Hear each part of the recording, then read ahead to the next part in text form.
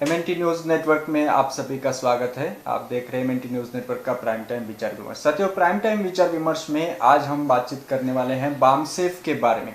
जी हाँ, बामसेफ ये जो संगठन है कर्मचारियों द्वारा स्थापित संगठन है, लेकिन बामसेफ का दावा है, बामसेफ ये बताती है हमेशा कि बामसेफ कर्मचारियों द्वारा बनी है, लेकिन कर्मचारियों के लिए नहीं है, समाज के लिए है।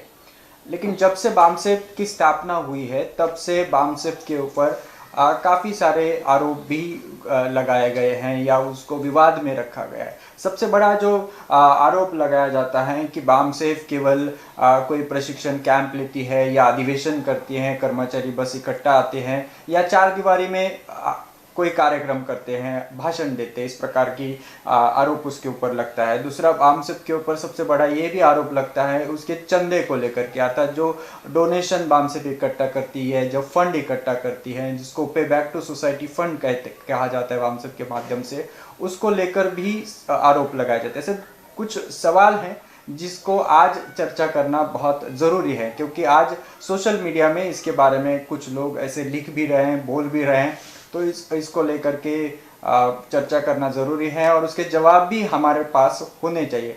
आज हम बातचीत करने वाले हैं बामसेफ के पूर्व राष्ट्रीय अध्यक्ष और डीके खापर्डे मेमोरियल ट्रस्ट के चेयरपर्सन मूल निवासी बीडी बोरकर सर के साथ, क्योंकि बीडी बोरकर सर जो है ये बामसेफ के शुरुआती दिनों से बामसेफ के साथ जुड़े हुए हैं। आप कह सकते हैं कि बामसेफ को आज जो बामसेफ दिख रही है उसको बनाने में, आगे बढ़ाने में जो लोग रहे उनमें वो एक प्रमुख शख्सियत है। तो साथियों, आज चर्चा करेंगे मूल निवासी बीडी बोरकर सर के साथ इन्हीं मुद्दों को लेकर के। सर, बहुत बहुत स्वागत है एमएनटी न्यूज़ नेटवर्क। जैसे कि हम अभी बातचीत कर रहे थे, हमारे सामने बार बार एक सवाल आता है बामसेफ को लेकर के कि बामसेफ जो है ये कर्मचारियों का संगठन है। बामसेफ ने दावा किया है कर्मचारियों का संगठन होने का, लेकिन समाज में कुछ लोग ऐसी बातचीत करते हैं कि बामसेफ ये बात तो करती है कर्मचारियों का, समाज का, लेकिन ये काम नहीं कुछ करती है, केवल अधिवेशन लगाती है या कहीं चार दीवारी में कोई कार्यक्रम लेकर के भाषण करते हुए दिखाई देती है या कभी प्रशिक्षण करते हुए दिखाई देती है, तो वो संघर्ष नहीं करती, सड़कों पर आकर के संघर्ष नहीं करती। तो ये जो बातें होती हैं, इसका क्या जवाब हो सकता है, क्या विश्लेषण हो सकता है इसके पीछे? मुझे एमएनटी न्यूज़ नेटवर्क चैनल के ऊपर आमंत्रित करने के लिए मैं आप सभी का धन्यवाद देता हूं। साथियों, बामसेफ के बारे में ये जो आरोप लगाने वाले लोग हैं, पहले तो इनको ये जानकारी होना चाहिए कि ये एक कर्मचारियों का संगठन है और कर्मचारियों का संगठन है तो वो सिविल सर्विस कंडक्ट रूल के दायरे में ही वो अपना काम कर सकता है। और सिविल सर्विस कंडक्ट रूल के दायरे में रह के गवर्नमेंट के एम्प्लॉइज होने की नाते वो गवर्नमेंट के ऊपर एक उसको कहेंगे कि आप रास्ते पर आकर संघर्ष नहीं कर सकते। इस चीज़ को उन्होंने समझना चाहिए। जो लोग ये कहते हैं, पहले तो मुझे ये पता नहीं कि वो कौन लोग हैं। क्या वो जो सिविल सर्विस कंडक्ट रूल के दायरे में नहीं है वो लोग ये कह रहे हैं, या जो कर्मचारी है और जो बामसेफ के साथ जुड़ा नहीं है वो नॉर्मली ये कहते हुए नज़र आता है कि भाई बामसेफ के लोग जो है संघर्ष नहीं करते। सवाल ये उठता है कि बामसेफ में संघर्ष करना चाहिए। अगर ऐसा उनको लगता है तो उनको अगर खुद पूछे कि क्या आप जो भी हमारे समाज की समस्याएं हैं उन समस्याओं के ऊपर आप रास्ते पर संघर्ष करने के लिए तैयार हैं। अगर उनको व्यक्तिगत रूप से पूछेंगे तो वो कतई उसमें इन्वॉल्व होने के लिए तैयार नहीं होते, कि उनको डर है कि अगर हम मतलब इसमें रास्ते पर संघर्ष करेंगे तो हमारे ऊपर मतलब कार्रवाई होगी और सिविल सर्विस कंडक्ट रूल के तहत। तो ये लोग जो है सिर्फ बात करने के लिए बात करते हैं। बामसेफ ने अपने लिए एक काम बिल्कुल डिफाइन कर लिया। जब बामसेफ का निर्माण हुआ तब बामसेफ ने अपने लिए काम बना तय किया और ये कहा कि बामसेफ जो है अपने समाज को जागृत करेंगी, उनके अधिकारों के प्रति उनको जागृत करेगी।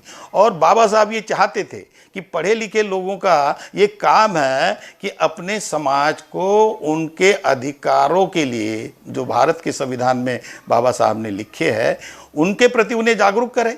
तो ये काम बामसेफ निरंतर करते आ रही है। तो ये आरोप, इस ढंग का आरोप लगाना ये गलत है। लेकिन बामसेफ ने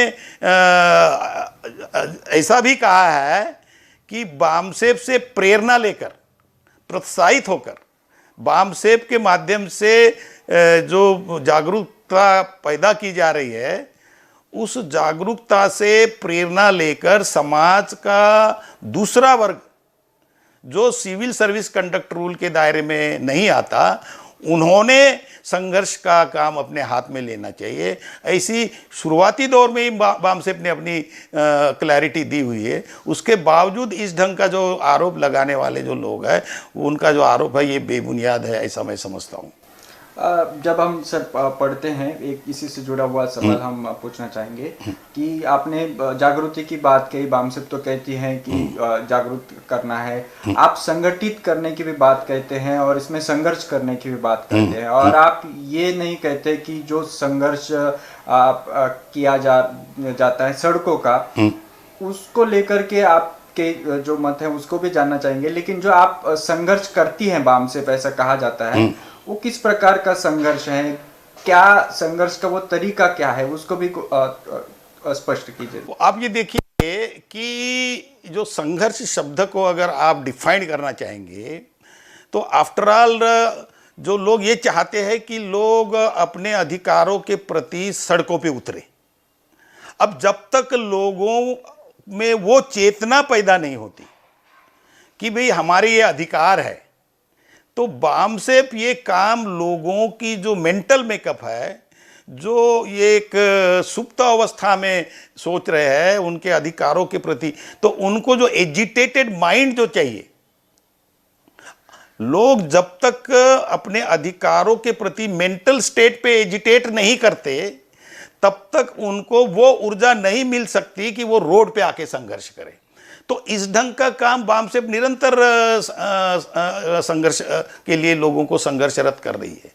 दूसरी जो बात है, मेरा ख्याल है अधिवेशनों से संबंधित आपने सवाल, इसी से जुड़ा हुआ एक सवाल ये भी है कि बामसेफ जो है केवल अधिवेशन लेती है, आप उसको कैडर कैंप भी बोलते हैं, वो कैडर कैंप भी वो लेती है और कुछ कार्यक्रम भी लगाती है, तो क्या उसका उपयोग होता है, ये सवाल उठाया जाता है कि ऐसा क्या करना जरूरी है, इसकी क्या उपयुक्तता है, क्या आपने हासिल किया है आज तक इससे? ये जो अज्ञानता है, जो लोग इस ढंग से जो मतलब सवाल खड़े करते हैं, अगर आप ये देखेंगे कि आफ्टर ऑल इस देश में एक इलेक्शन की प्रक्रिया है और उस इलेक्शन की प्रक्रिया में पार्लियामेंट में और असेंबलीज में मेंबर चुन के जाते हैं, तो फिर वहां अधिवेशन क्यों लगाने चाहिए? क्या अधिवेशनों की जरूरत है? अधिवेशन नहीं लगाने चाहिए, फिर हो गए, चुन के आ गए। भाई जो लोगों के इश्यूज है वो क्या इश्यूज है और उनका समाधान क्या है, और वो समाधान चर्चा करके अधिवेशनों के माध्यम से ही होता है, असेंबलीज में हो या पार्लियामेंट में हो।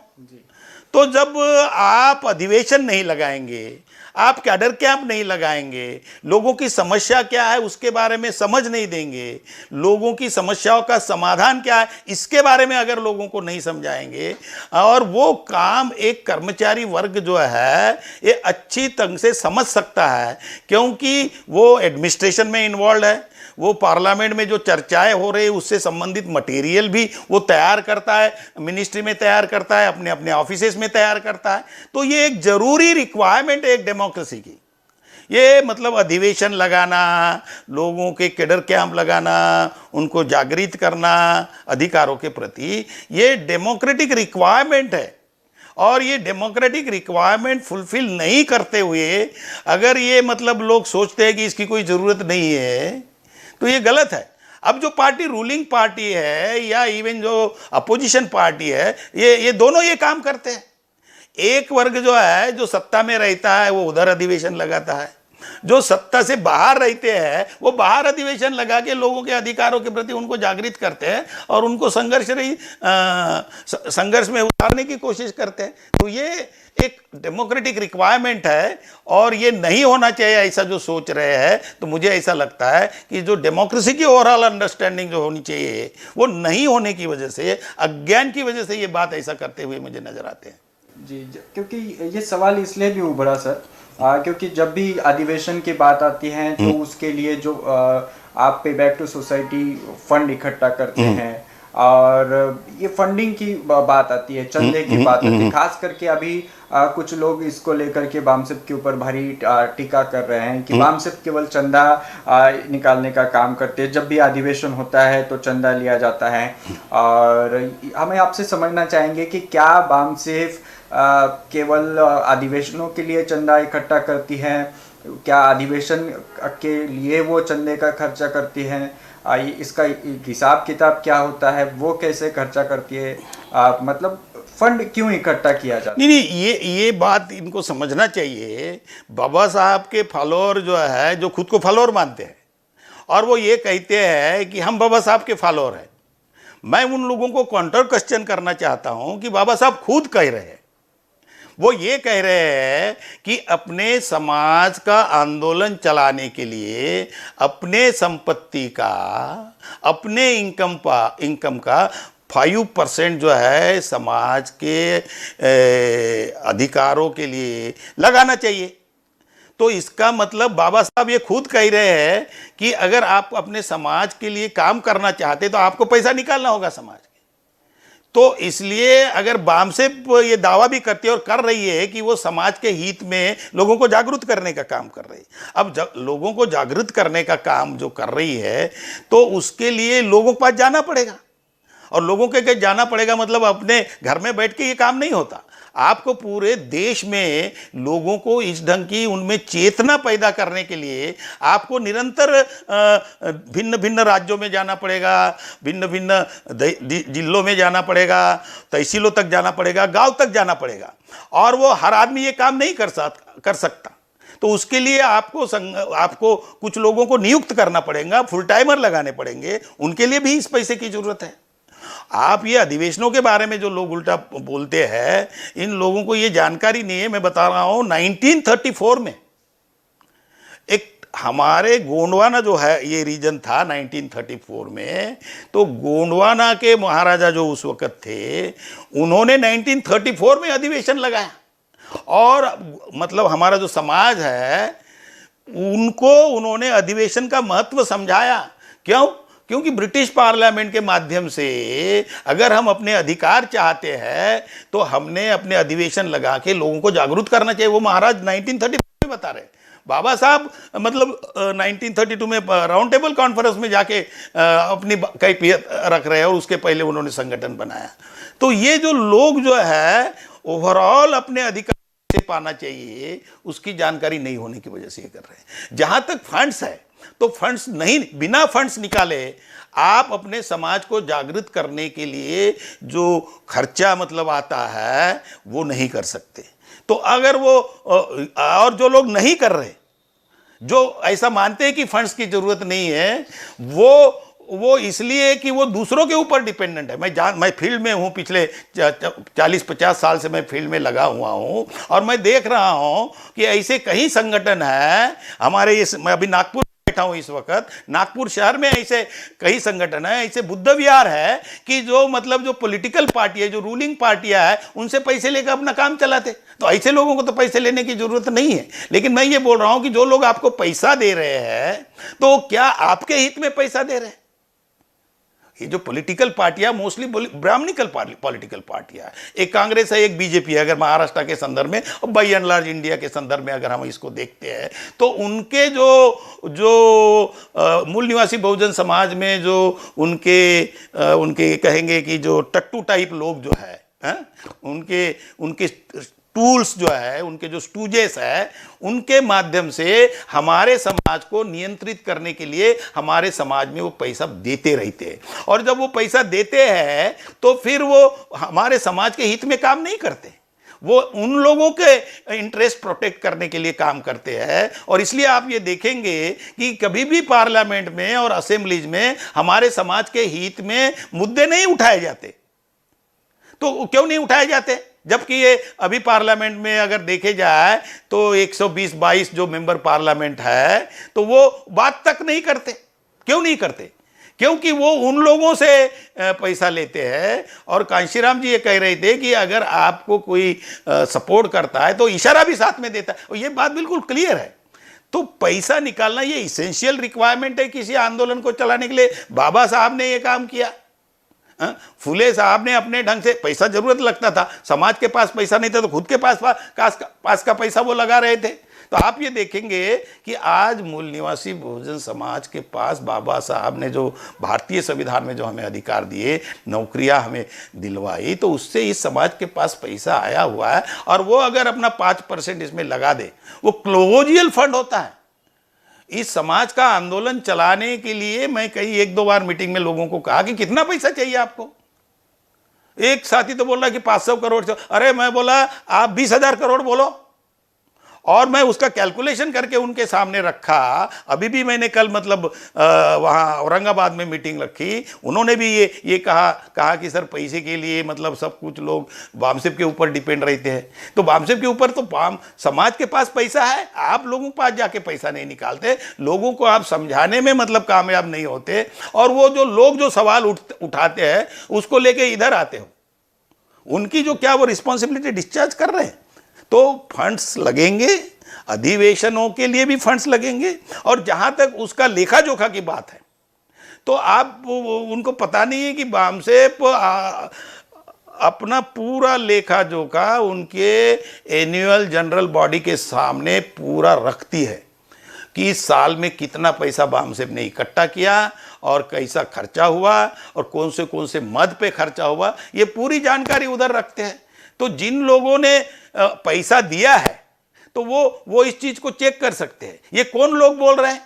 जो कुछ भी कंट्रीब्यूट नहीं करते और दूर से मतलब देख के मतलब ये सब बताते हैं, तो ऐसे लोगों को क्या कहा जाए? वो निकम्मे टाइप के लोग हैं, मैं ऐसा समझूंगा। जी सर, चंदे से लेकर के जुड़ा हुआ सवाल पूछना चाहेंगे, क्योंकि ये बात बोली जाती है कि बामसेब समाज से पैसा इकट्ठा करती है, मतलब समाज के तबके। तो वो जो एक ऐसा तबका अभी समाज में है कि जो कर्मचारी, जैसे आपने कहा कि कर्मचारी बना हुआ है और मतलब समाज के आंदोलन का वो लाभ ले रहा है, तो बामसेब किन लोगों को खास करके अपील करती है या किन लोगों को कहती है कि आप आंदोलन के लिए ये फंड देना जरूरी है, और उनकी क्यों वो जिम्मेदारी आपको लगती है? नहीं, ये इसलिए है कि आज जो भी हमारे समाज के पास पैसा है, एक समय ऐसा था कि हमारे मतलब समाज के पास पैसा ही नहीं था, they were all hand to mouth. लेकिन जब बाबा साहब ने भारत के संविधान के माध्यम से हमारे लिए फ्री में शिक्षा की व्यवस्था की, फिर हमारे लिए नौकरियों की व्यवस्था की, तो उसके माध्यम से समाज के पास पैसा आया। तो बाबा साहब ने इसीलिए ये कहा था कि भाई आपने उसका 5% देना चाहिए। तो इन लोगों से ये अपेक्षा कर रहे हैं हम कि उन्होंने पैसा देना चाहिए। तो सिर्फ जो सर्विस सेक्टर में आए, जो नौकरियों में आए, उन्हीं के पास पैसा है नहीं। फिर हमारे समाज के लोग बिजनेस में भी आए हैं, छोटे मोटे इंडस्ट्रीज चला रहे हैं। तो जो भी लोगों को बाबा साहब के आंदोलन से फायदा हुआ है, उन सभी लोगों को अपील करती है बामसेब कि बाबा साहब के कहने के अनुसार आपने अपनी रिस्पॉन्सिबिलिटी डिस्चार्ज करना चाहिए आंदोलन को चलाने के लिए, और उसके लिए आपने 5% ऑफ और इनकम इस पर्पज के लिए देना चाहिए। तो वो सभी लोगों से हम अपील करते हैं पैसे की। जी बिल्कुल। जब फंड की बात आती है तो कोई भी ये पूछता है कि आपके पास कार्यक्रम है, मतलब आगे क्या करने वाले हैं, या कोई ब्लूप्रिंट आपके पास है, कोई एक समग्र नीति रणनीति है? क्या आप इस नीति रणनीति को लेकर के, ब्लूप्रिंट को लेकर के बता सकते हैं कि ये जो भी आप इकट्ठा कर रहे हैं रिसोर्सेज, फाइनेंशियल रिसोर्सेज, उसको वो आंदोलन को लगाने के लिए क्या ऐसी कोई योजना के ऊपर पिछले 40 साल से काम हो रहा है। नहीं नहीं, ये बिल्कुल हो रहा है। जिस अनुपात में बामसेफ ने पिछले 40 साल से लोगों को जो जागरूक किया, उसके माध्यम से समाज का एक बहुत बड़ा वर्ग जागरूक हुआ। जिन्होंने अपना काफ़ी समय बामसेफ में लगाया, उन लोगों ने ये निर्णय लिया कि अल्टीमेटली अगर हमारे समाज को उनके अधिकार दिलाना है तो अधिकार रास्ते पे नहीं पड़े हुए हैं। जहां वो संघर्ष की बात कर रहे हैं ना, वहां नहीं है अधिकार।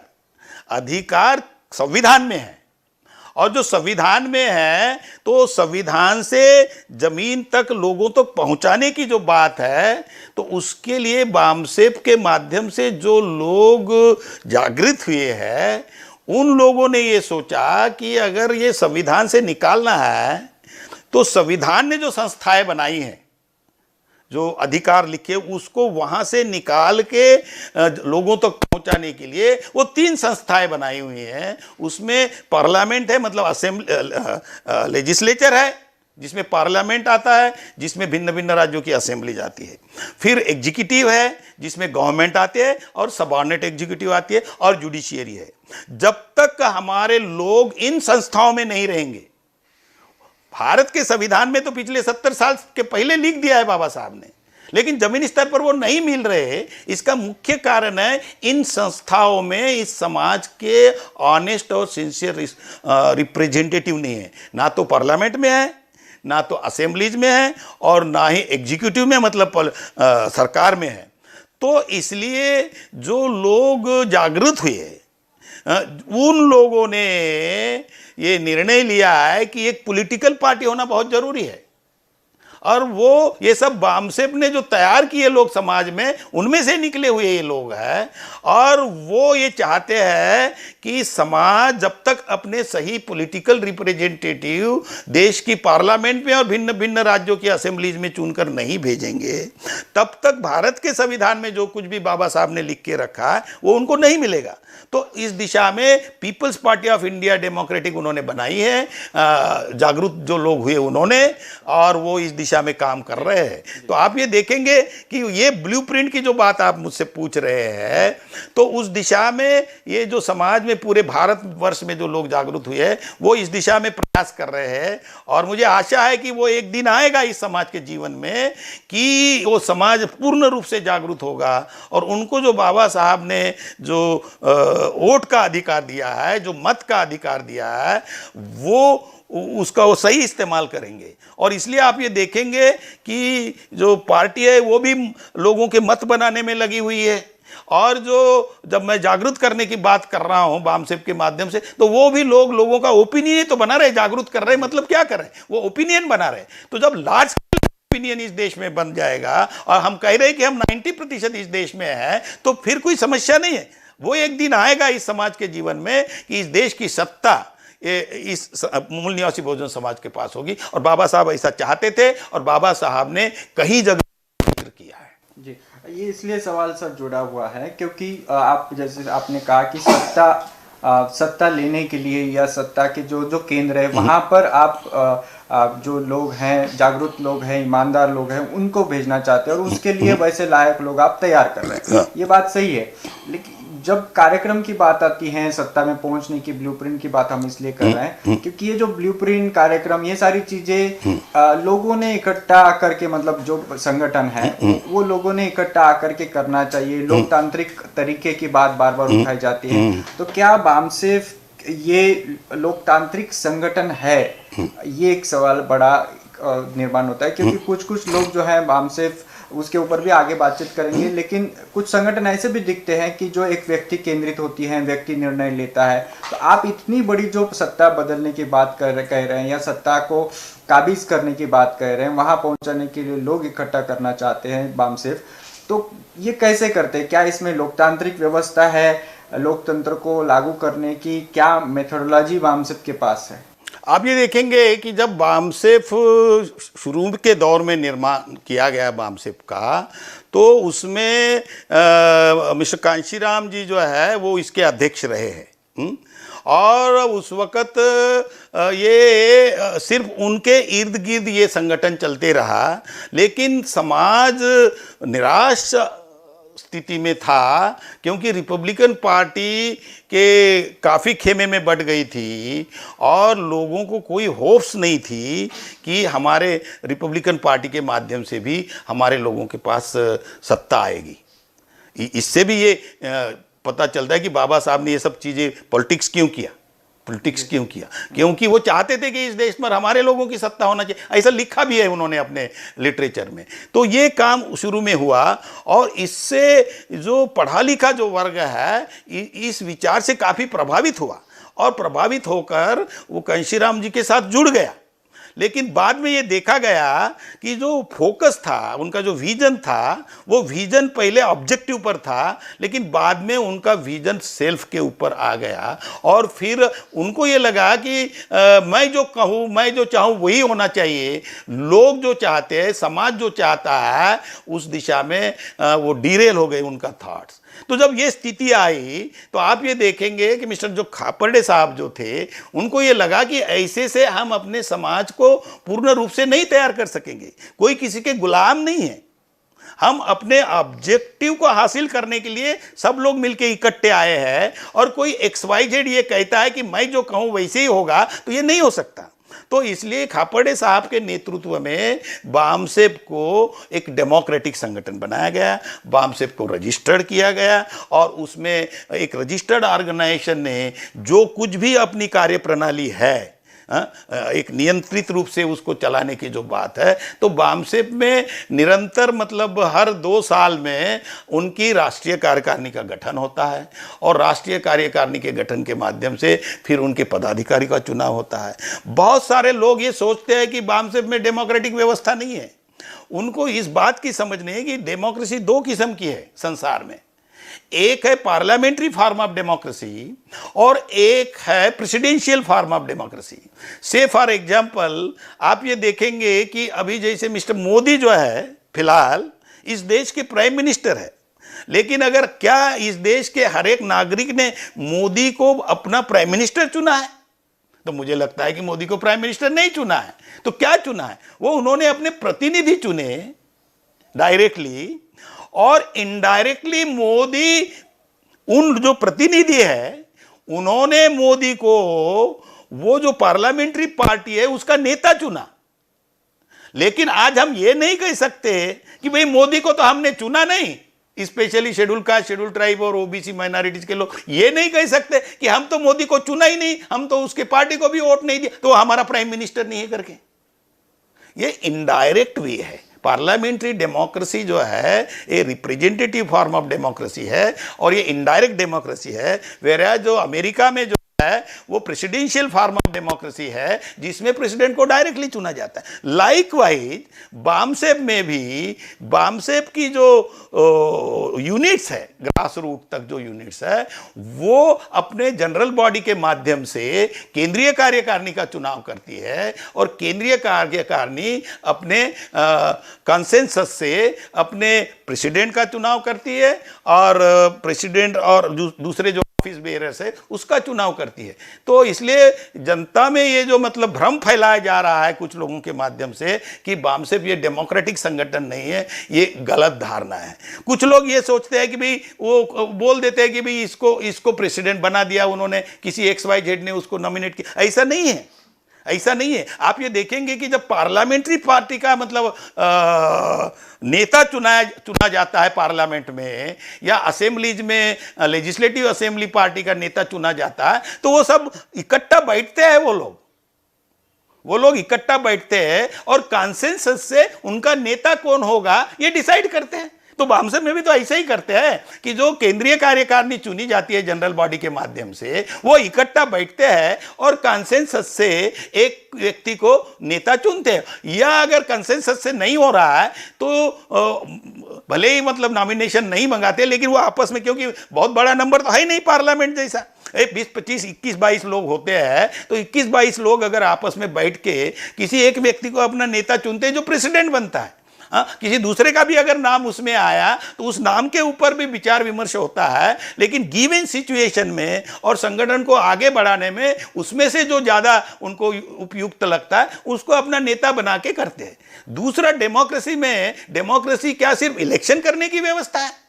मुझे नहीं लगता कि सिर्फ इलेक्शन की व्यवस्था है। यहां तक इन्होंने मतलब इसको रिड्यूस कर दिया कि डेमोक्रेसी मतलब इलेक्शन।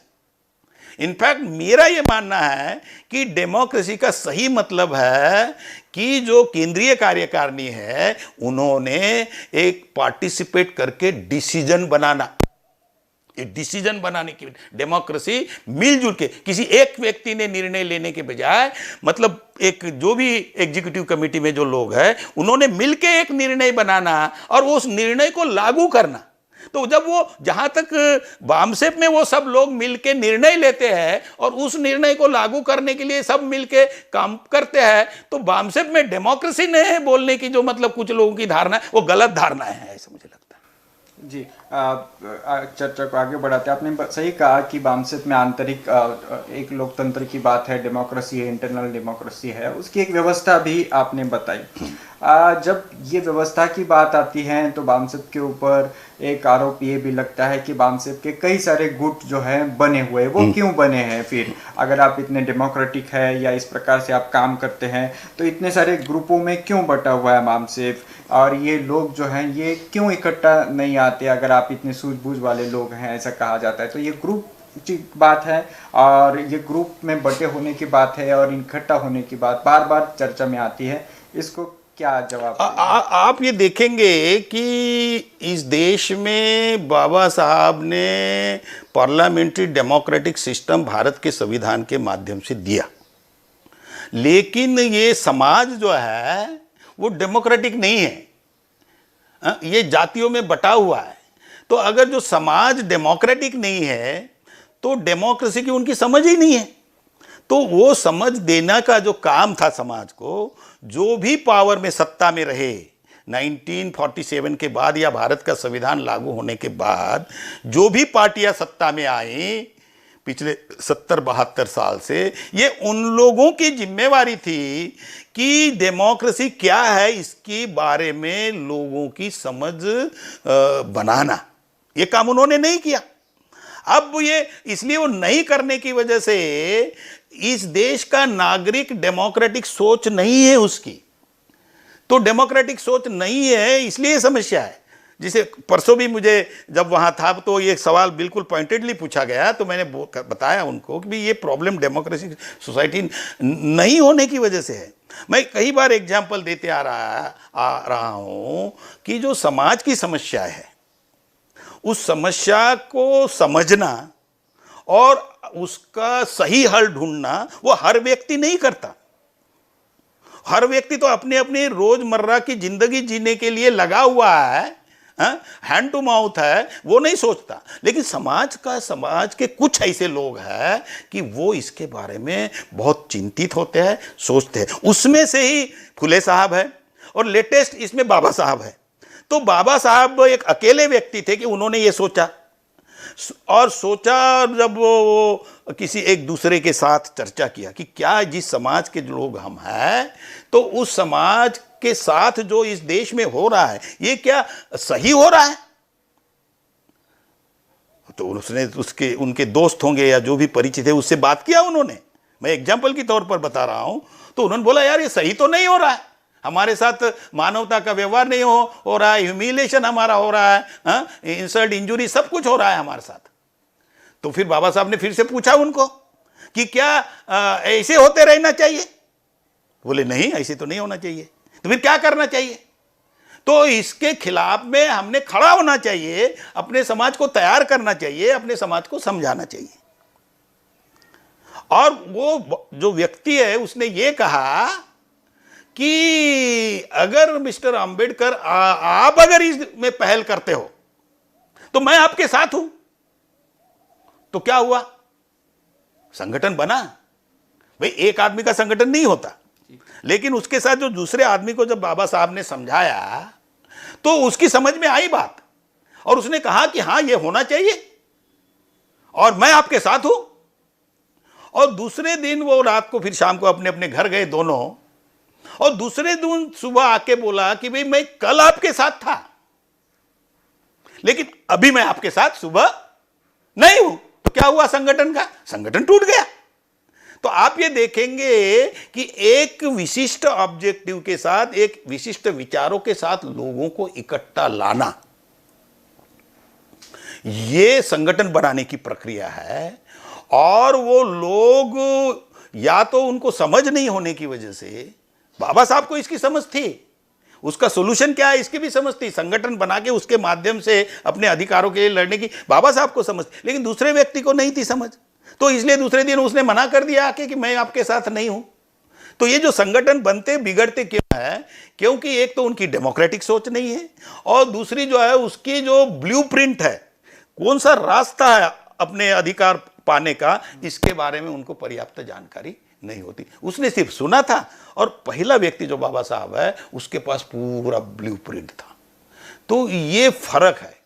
तो इसलिए ये संगठन टूटते हैं। फिर इन लोगों की सिर्फ एक तो नासमझ होते हैं, उसकी वजह से है, चले जाते हैं। और दूसरा जो है इनकी ये डेमोक्रेटिक सोच नहीं होने की, मिलके इकट्ठा निर्णय लेके मिलके काम करने की उनकी भावना नहीं होने की वजह से, और उनकी इंडिविजुअल्स की जो एस्पिरेशंस है, महत्वाकांक्षा है, तो उस महत्वाकांक्षा को वो अपने ऑब्जेक्टिव के ऊपर रख देते हैं। और जब अपने ऑब्जेक्टिव के ऊपर महत्वाकांक्षा को रख देते हैं अपने, तो उनका जो विजन है वो ऑब्जेक्टिव से हटके उनके सेल्फ के ऊपर आ जाता है। और जब उनके सेल्फ के ऊपर आता है तो अपना सेल्फ ऑब्जेक्टिव जो होता है उसको फुलफिल करने में लग जाते हैं। ऐसे ही काम कांशीराम जी ने किया, ऐसा ही काम मायावती कर रही है, जिसकी वजह से आज आप देख रहे होंगे कि जो पार्टी मतलब 4 बार उत्तर प्रदेश में सत्ता में रही, आज उनका एक एमएलए चुन के आ रहा है। तो यह स्थिति इसलिए होती है कि लोग समझ जाते हैं, उनको समय लगता है समझने के लिए, क्योंकि हर लोगों की समझने की क्षमता कम अधिक है, इसलिए तो जागृति करना पड़ रहा है। और इसलिए वो आज जब हम लोगों ने उनको समझाया तो नहीं समझे, लेकिन आज 30-35 साल के बाद उनकी बात समझ में आ गई कि ये जो बोल रहे थे ये सही थे, कि किसी व्यक्ति के लिए नहीं काम करो, एक ऑब्जेक्टिव के लिए काम करो, एक विचारधारा के तहत काम करो। और ये काम बामसेफ निरंतर कर रही है मुझे लगता है। और उनसे जो प्रभावित होकर, जो जागरूक होकर जो समाज का वर्ग तैयार, उन्होंने दूसरी पॉलिटिकल पार्टी बनके ये काम करना शुरू कर दिया है। ग्रुपिज्म के बारे में एक सवाल हम पूछना चाहेंगे, फिर हम आखिरी तक चर्चा में बढ़ेंगे। ये जो ग्रुपिज्म होता है तो उसके कहा जाता है कि जो व्यक्ति इकट्ठा आते हैं या इंटरपर्सनल रिलेशन होते हैं दो व्यक्तियों के भिन्न, उसका भी कुछ असर होता है। ऐसी जो भी ग्रुपिज्म की बात आती है तो उसको बचने के लिए क्या सावधानियां कार्यकर्ताओं ने या व्यवस्था के अंतर्गत ली जानी चाहिए, ऐसा आपको लगता है? कार्यकर्ताओं की भूमिका बहुत इस वक्त इम्पोर्टेंट रहती है, महत्वपूर्ण होती है, क्या आप बताएंगे? मैं इतना ही कार्यकर्ताओं से अपील करना चाहूंगा और बताना चाहूंगा कि हम किसी XYZ व्यक्ति को देख के इस आंदोलन में नहीं आए। ये हो सकता है कि XYZ व्यक्ति आके मुझे बताया होगा, या हमेशा संगठन लोगों के पास जाता है जोड़ने के लिए तो किसी व्यक्ति के माध्यम से ही जाता है। तो हो सकता है कि व्यक्ति हमारे पास आया होगा, लेकिन जब वो आया हमारे पास किसी भी कार्यकर्ता के पास, तो अपने लिए अपना व्यक्तिगत ऑब्जेक्टिव फुलफिल करने की बात उसने मुझसे नहीं की। उन्होंने जो भी कहा कि जो ऑब्जेक्टिव हमारे आंदोलन का होना चाहिए, जो बाबा साहब के आंदोलन, वो बात हमारे साथ, और वो बात करने की वजह से हम उनके माध्यम से उस संगठन से जुड़े, ना कि उस व्यक्ति से जुड़े। तो जब भी किसी भी संगठन में इस ढंग की जो सिचुएशन पैदा होती है, तो उस कार्यकर्ताओं को यह पता होना चाहिए कि जो भी व्यक्ति उस वक्त मेरे पास आया था, तो उस वक्त भी मैं उस व्यक्ति के साथ नहीं जुड़ा था। वो भले ही माध्यम हो सकता है, लेकिन मैं तो ऑब्जेक्टिव के साथ जुड़ा था और एक पर्टिकुलर आइडियोलॉजी के साथ उस ऑब्जेक्टिव को हासिल करने के लिए जुड़ा था।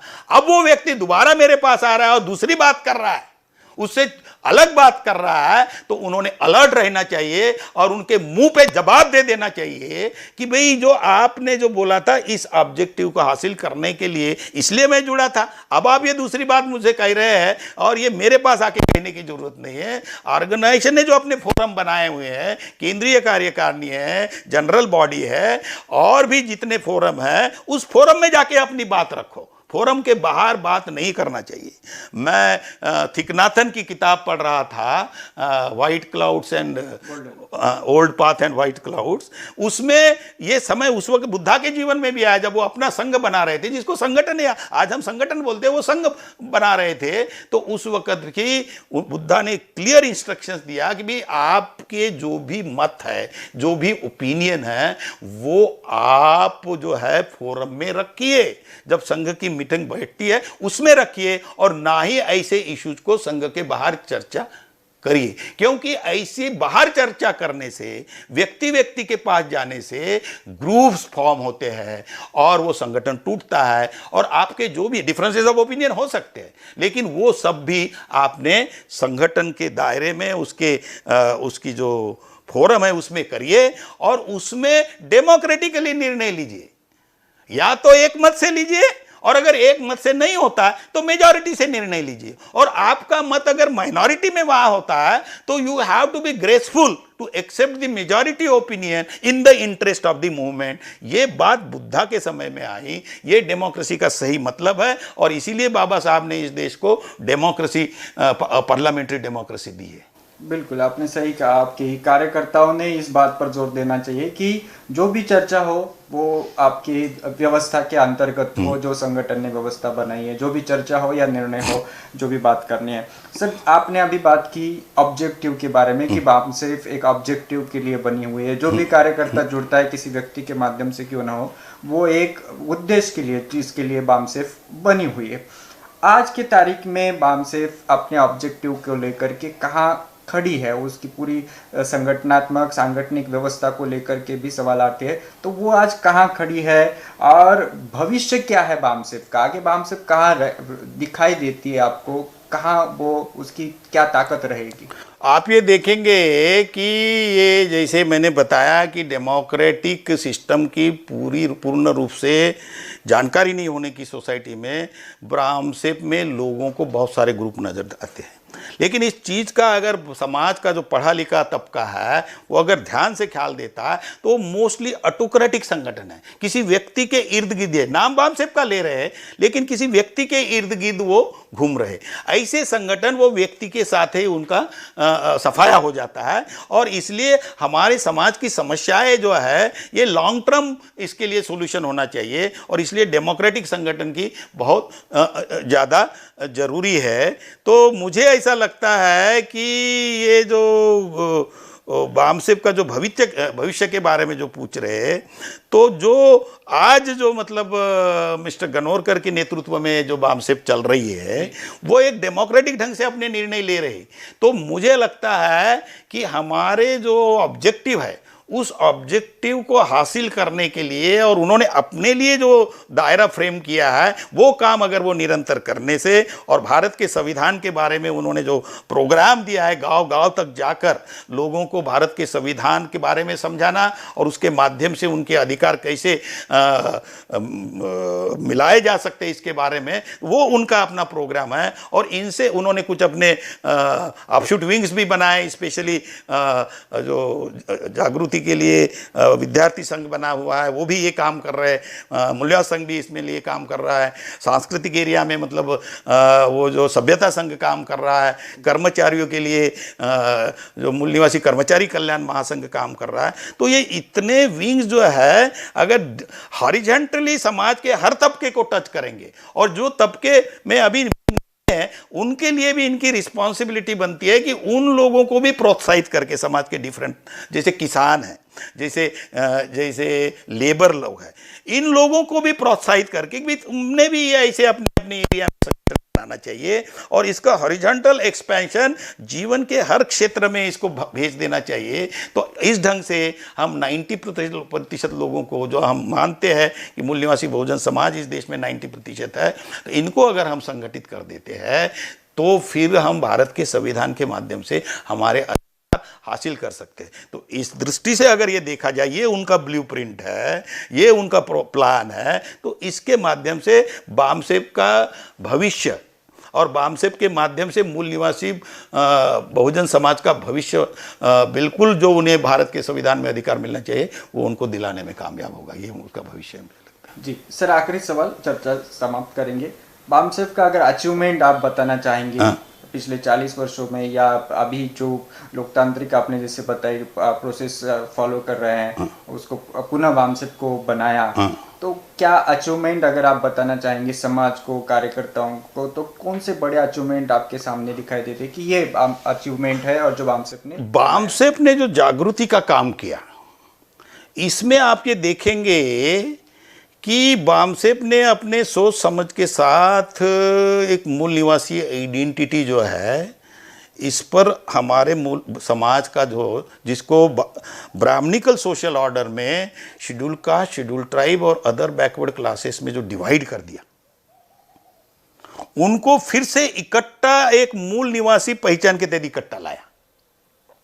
इससे हुआ ये कि जिन लोगों ने इनको डिवाइड किया, उन लोगों को इकट्ठा करने में मूल निवासी पहचान के साथ बामसेफ कामयाब हुई है। इसका इफेक्ट ये हुआ सोसाइटी के ऊपर कि आज जिन लोगों ने इनको डिवाइड किया था, वो आज भयभीत है मूल निवासी पहचान के तहत, और वो इन लोगों को कतई इकट्ठा नहीं आने देना चाहिए, इसके लिए वो प्रयास कर रहे हैं। और वो दे आर बैफल्ड, उनके पास कोई इसको काउंटर नहीं है भी, इस विचार को कैसे काउंटर किया जाए। तो बामसेफ ने ये जो विचार फैलाया, तो इससे डेफिनेटली जिन लोगों ने इस समाज को डिवाइड किया था, उनको उन्होंने मैं ये कहूँगा कि एक बिफिटिंग जवाब देने के लिए, और इस पहचान के तहत वो लोगों को संगठित कर रहे हैं, और उनके जो ऑफशूट विंग्स है और उनसे प्रभावित होकर, प्रोत्साहित होकर जो पॉलिटिकल पार्टी कुछ लोगों ने बनाई, वो लोग भी इस दिशा में प्रयास कर रहे हैं। तो ये मेरा ख्याल है, मुझे लगता है एक बहुत बड़ी देन है। दूसरी जो है कि हमें अपनी लड़ाई अगर हमारे दुश्मनों के साथ लड़नी है, तो हमें शॉर्ट टर्म प्लानिंग और लॉन्ग टर्म प्लानिंग करना पड़ता है। तो ये निरंतर लोगों को के लिए, कॉन्टिन्यूस ट्रेनिंग देने के लिए बामसेफ ने नागपुर में 25 एकड़ जमीन लेके उसमें राष्ट्रपिता Jyotiba Phule institute of social revolution बनाया, ताकि इस ढंग के जो स्कॉलर्स है, जो ब्राह्मणिकल स्कूल ऑफ थॉट से जो स्कॉलर आ रहे हैं सोसाइटी में, और ब्राह्मणिज्म का जो फैलाव कर रहे हैं सोसाइटी में, उसके खिलाफ में इनफॉर्मल स्कूल ऑफ थॉट राष्ट्रपिता Jyotiba Phule institute of social revolution के माध्यम से स्कॉलर तैयार करना, कैडर कैंप के माध्यम से तैयार करना, और उनको ब्राह्मणिकल स्कूल ऑफ थॉट से जो स्कॉलर उनके साथ पिच करना, उनके साथ डिबेट करना, उनके साथ डिस्कोर्स करना, और ये उनको फील्ड में हराना। इसके लिए ये दूसरा काम बामसेफ का, जिन्होंने इस काम को किया है। और इसलिए मैं पूरा आशावादी हूं कि एक समय आएगा मूल निवासी बहुजन समाज के जीवन में कि वो अपने कॉन्स्टिट्यूशनल राइट्स बामसेफ के माध्यम से हासिल करने में कामयाब होंगे। जी, बहुत बहुत शुक्रिया सर। आपने आज विस्तार से हमारे साथ चर्चा की है बामसेफ को लेकर के सवाल जो उठाए जाते हैं, उनमें से कुछ महत्वपूर्ण सवाल हमने यहाँ पर आपके सामने रखे थे। और भी काफ़ी सवाल हैं, लेकिन समय की कमी है। आगे भी हम चर्चा करते रहेंगे, बामसेफ के जो विभिन्न लोग हैं नेतृत्व स्तर पर, उनसे भी बातचीत करते रहेंगे। बहुत बहुत शुक्रिया, आपने हमें समय दिया, और आपने जो पूरी जो प्रक्रिया है बामसेफ के बारे में, जो जो बातें आपके अनुभव से, आपके पूरे काम से बताई है, बहुत बहुत शुक्रिया। Thank you, thank you.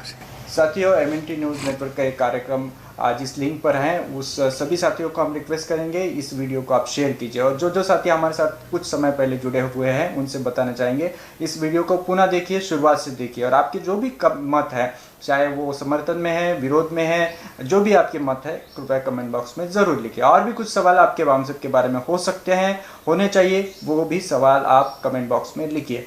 कल के कार्यक्रम के बारे में जानकारी देंगे और ये अंक यहाँ पर समाप्त करेंगे। कल बुधवार है, और बुधवार 29 जून को रात्रि 8:30 बजे चर्चा होगी, विधायकों की खरीद फरोख्त, लोकतंत्र एवं संविधान के लिए चुनौती। अभी बहुत सारी चीज़ें चल रही है, ऑपरेशन लोटस कहा जाता है, बहुत राज्यों में ये चला, और इसी को लेकर के कल चर्चा होगी।